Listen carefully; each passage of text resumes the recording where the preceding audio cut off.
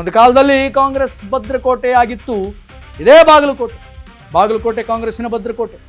1983ರಿಂದ 2013ರವರೆಗೂ ಇಲ್ಲಿ ನಡೆಯಲೇ ಇಲ್ಲ ಬೇರೆ ಪಕ್ಷದ ಆಡಳಿತ. ಆದರೆ ಕಳೆದ 2 ಚುನಾವಣೆಗಳಲ್ಲಿ ಇಲ್ಲಿ ಕಾಂಗ್ರೆಸ್ಸಿನದ್ದೇ ಪ್ರಾಬಲ್ಯ. 2023ರಲ್ಲಿ HY ಮೇಟಿ, 2026ರಲ್ಲಿ ಉಮೇಶ್ ಮೇಟಿ ಜಯವನ್ನು ಸಾಧಿಸಿದೆ. 2 ಬಾರಿ ಶಾಸಕ ಚಿರಂತಿಮಠರಿಗೆ ಸತತ ಸೋಲು, 2 ಸಾರಿ ಕಂಟಿನ್ಯೂ ಆಗಿ ಸೋತು. ಅದೇ ಕಾರಣಕ್ಕೆ ಬಿಜೆಪಿಯಲ್ಲಿ ಆಕಾಂಕ್ಷಿಗಳ ಸಂಖ್ಯೆ ಹೆಚ್ಚಳ ಆಗಿದೆ. 2028ರಲ್ಲಿ ಮತ್ತೆ ಶಾಸಕ ಉಮೇಶ್ ಮೇಟಿಗೆ ಬಹುತೇಕ ಟಿಕೆಟ್ ಅನ್ನುವಂಥದ್ದು ಫಿಕ್ಸ್ ಆಗುತ್ತೆ. 2028ರಲ್ಲೂ ಕೂಡ ನಿನಗೆ ಟಿಕೆಟ್ ಅಂತ ಈ ಹಿಂದೆ ಅಹಿಂದ ನಾಯಕ ಸಿದ್ದರಾಮಯ್ಯ ಹೇಳಿದರು. 2028ರಲ್ಲಿ ಸಿದ್ದು ಮನಸ್ಸು ಮಾಡಿದರೆ ಉಮೇಶ್ ಮೇಟಿಗೆ ಟಿಕೆಟ್ ಸಿಗುವಂಥ ಸಾಧ್ಯತೆ ಇದೆ ಕಾಂಗ್ರೆಸ್ನಿಂದ. ಆದರೆ DK ಫೈನಲ್ ಮಾಡಿದರೆ ಉಮೇಶ್ ರವರಿಗೆ ಟಿಕೆಟ್ ಸಿಗುತ್ತೆ, ಮಾಡಲಿಲ್ಲ ಅಂತಂದರೆ ಅದು ಡೌಟೇ.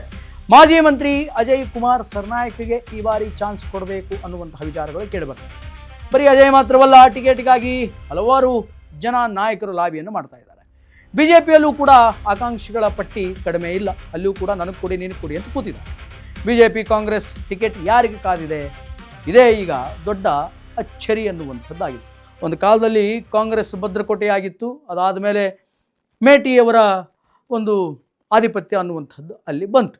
ಹಾಗಾದರೆ 2028 ಅಂದರೆ ಅಪ್ಕಮಿಂಗ್ ಎಲೆಕ್ಷನ್ನಿನ ಸಂಭಾವ್ಯ ಅಭ್ಯರ್ಥಿಗಳು ಯಾರ್ಯಾರಿದ್ದಾರೆ ಅನ್ನುವಂಥದ್ದನ್ನು ಒಂದು ಸಲ ನಾವು ನೋಡ್ಕೊಂಡು ಬರೋಣ. ಕಾಂಗ್ರೆಸ್ನಿಂದ ಉಮೇಶ್ ಮೇಟಿ, ಕಾಂಗ್ರೆಸ್ ಪಕ್ಷದಿಂದ ಉಮೇಶ್ ಮೇಟಿ ಇದ್ದಾರೆ.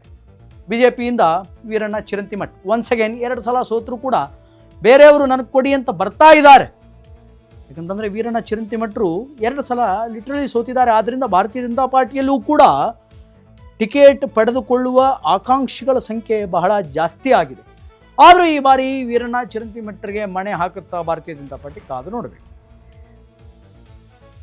ಇನ್ನು ಉಮೇಶ್ ಮೇಟಿ ಕಾಂಗ್ರೆಸ್ಸಿನ ಆಕಾಂಕ್ಷಿಗಳು.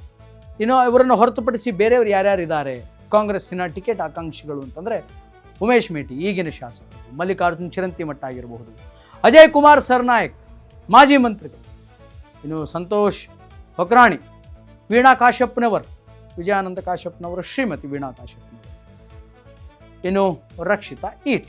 ಇವರಿಷ್ಟು ಜನ ಮುಂಬರುವಂತಹ ಚುನಾವಣೆಯ 2028ರ ಕಾಂಗ್ರೆಸ್ ಪಕ್ಷದ ಟಿಕೆಟಿನ ಆಕಾಂಕ್ಷಿಗಳು. ಈ ಹಿಂದೆ ಸಿದ್ದರಾಮಯ್ಯನವರು ಇದ್ದಾಗ ಉಮೇಶ್ ಮೇಟಿಗೆ, ಅಂದರೆ ಈಗಿನ ಶಾಸಕರು HY ಮೇಟಿ ಅವರ ಪುತ್ರ ಉಮೇಶ್ ಮೇಟಿ ಅವರಿಗೆ ಮುಂದಿನ ಎಲೆಕ್ಷನ್ಗೆ ನಿಮಗೆ ಟಿಕೆಟ್ ಫಿಕ್ಸು ಅಂತ ಹೇಳಿದ್ರಂತೆ. ಆದರೆ ಸಿದ್ದರಾಮಯ್ಯನವರು ಮುಖ್ಯಮಂತ್ರಿ ಸ್ಥಾನದಿಂದ ಕೆಳಗೆ ಇಳಿದಿದ್ದು ಆಯಿತು. ಇನ್ನು 2028 ಎಲೆಕ್ಷನ್ನಲ್ಲಿ ಮತ್ತೇನಾದರೂ ಪ್ರೆಷರ್ ಆಗ್ತಾರಾ, ಅವ್ರ ಪರ ಬ್ಯಾಟಿಂಗ್ ಮಾಡ್ತಾರಾ, ಕಾದು ನೋಡಬೇಕು.